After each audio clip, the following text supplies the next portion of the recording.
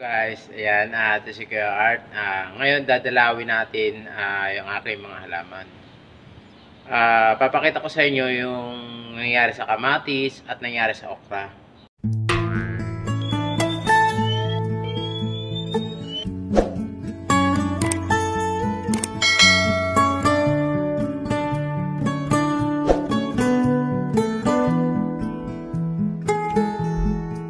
Guys, ayan, ito si Kuya Art.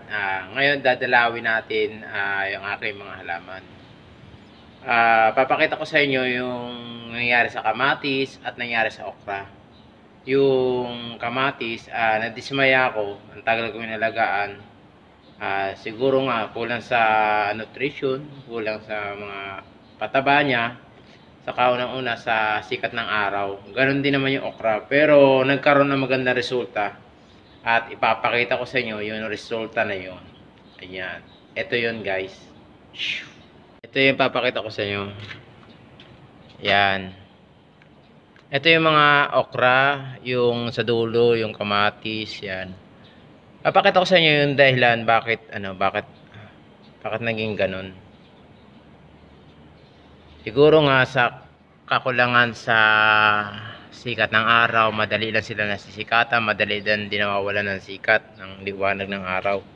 Ito yung okra, medyo maliit pa, saka bansot, ayan, maliit siya. Pero hinayaan ko lang siya.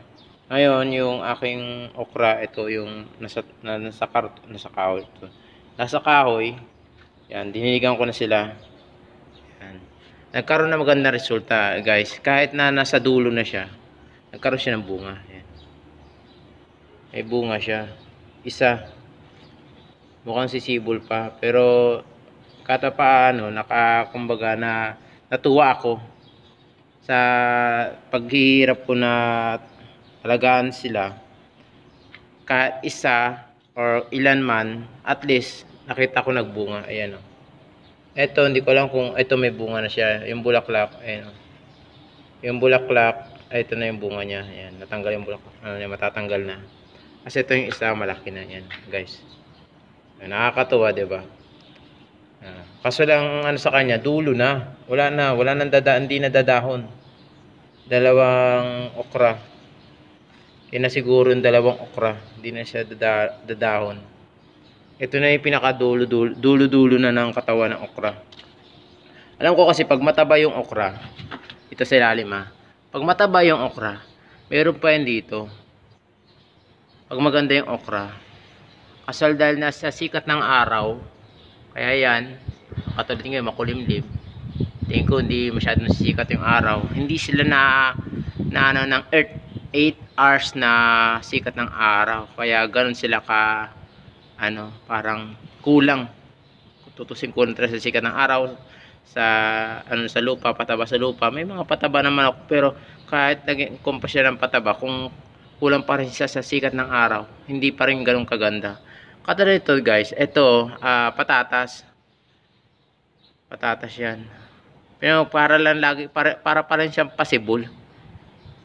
Hindi ko, kasi kumbaga ang taas niya na, ang taas niya na, parang pabulok din siya, sayang. Pero kahit paano sa okra, bumawi naman. Kahit paano, nakita ko naman yung resulta. Pero pagdating dito sa kamatis, guys, wala na yung iba Alam niyo, tinanggal ko na yung mga kamatis na yung iba. Kasi wala na, parang wala na rin pag-asa. As yung lupang ibang ito, dito ko na nilipat. Pinagdagan ko siya ng lupa. At tapos, ito yung kamatis. Ito, wala na rin to. Wala na rin yung kamatis. Meron pang mga yan, lalo na ito, parang wala na talagang pag-asa. Tingnan nyo ito guys, natutuyo siya. Ito, tuyo na yung mga dahon hanggang taas. Talagang wala na, putol na. Ayan, para lang siyang hinayaan ko lang muna. Ngayon tataniman ko siya ng panibago. Itong tatlong malaki na to, lalagyan ko ng panibagong halaman. Kung iniisip ko rin, baka kung di okra, kamatis o tingnan ko kung anong maganda, o yung sili, yung ganun. Pero kahit pa paano, bumawi tayo dito guys. Dito sa okrang ito. Ayan. Ayan. Kahit pa paano, bumawi tayo dito. Kahit man lang makakain ng pinaghirapan, di ba? Kahit man lang ilang piraso, okay na. As ang malaga rito guys, nagkaroon siya ng bunga. Itong kagandahan dito. Di ba? Na hindi man tayo na pinala dito sa kamatis, sa okra, nakabawi tayo kahit ilang piraso pa yan, kahit 3 maging 4 na piraso pa yan guys. Napakasarap kumain or kainin yung mga pinaghirapan. Napakasarap guys ang ganito. Yan guys, pinakita ko na sa inyo, dinagdagan ko ng lupa.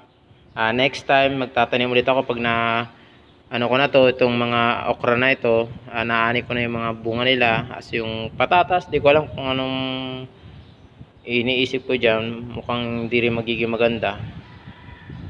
Yan, lalagyan ko siya ng mga panibagong halaman, panibagong tatanim ko na naman dyan. Kung di talong or okra pa rin, kung pwedeng okra pa rin. Yan. Kahit paano, dito sa okra nagkaroon tayo ng resulta, baka okra pa rin na yan ako. Kasi yung iba siguro sili, yan, mga pwedeng gamitin. Ito yan, 'di ba? Nakita niyo naman yung ano ko, 'di ba? Yung mga bunga. Yan, mga bunga, 'di ba? Next time pagka ani ko nito, anin ko siya pagka maganda-ganda na. Okay na siguro mga 1 linggo pwede yang anin yung isa. Oh, yan, mga 1 linggo pwede na anin ito pang isa, ganoon din. Tapos sunod, bahala na kung anong maisip ko, pwedeng basta tayo, kumbaga hindi tayo susuko, magtatanim, malalaman natin sa mga ganitong sitwasyon, ano yung pwedeng itanim. Yan, yung mga ganitong sitwasyon, hindi masyadong nasisikatan ng araw, kung ano yung maganda, na kahit konti yung sikat ng araw, maganda yung nagiging resulta, pwede na yun, napapagtiyaga na yun. Basta ang mahalaga rito guys, meron tayong napapaglibangan, meron tayong napapagkunan, at meron tayong mga tanim. Yan. Paano, nagkaroon ng resulta kahit ilang piraso. Yan, hanggang dito na lamang po. Next time, magtatanim ulit ako. Pag naani ko na to, panibago, magbablog ulit ako, panibago ulit sa aking pagtatanim. At see you soon guys, susunod na ating pagtatanim. Good luck, bye-bye!